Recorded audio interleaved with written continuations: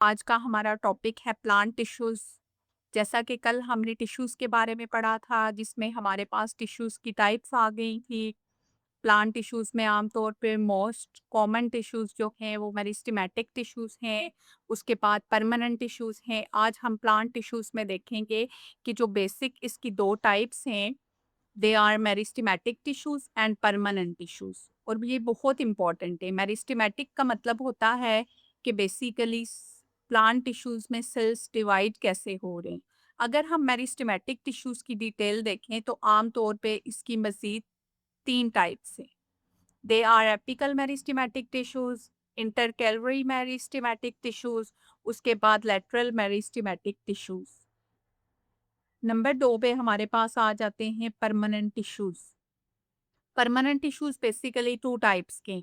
They are simple permanent tissues and complex permanent tissues. Simple permanent tissues are of three types है। Basically इनमें parenchyma आ जाता है, उसके बाद कोलेनकाइमा आ जाता है एंड स्क्लेरेन्काइमा आ जाता है। अगर हम कॉम्प्लेक्स परमानेंट टिश्यूज की बात करें तो इसकी दो टाइप्स हैं। जैसे कि हमारे पास जाइलम एंड फ्लोएम आ जाता है।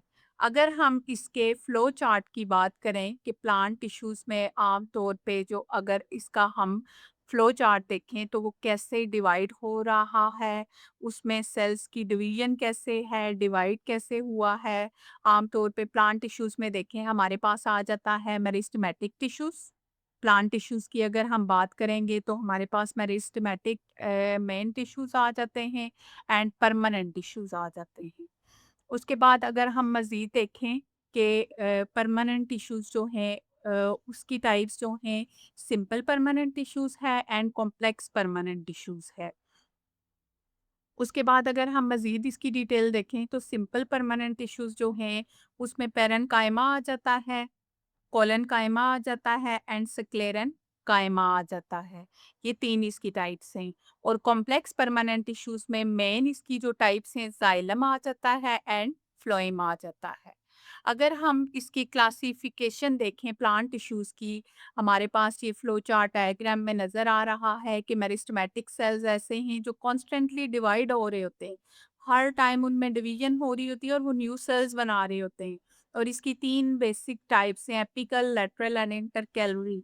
और अगर हम परमानेंट की बात करें, cells which permanently cease to divide, कि आमतौर पे सेल्स जो हैं वो परमानेंटली डिवाइड होते रहते हैं।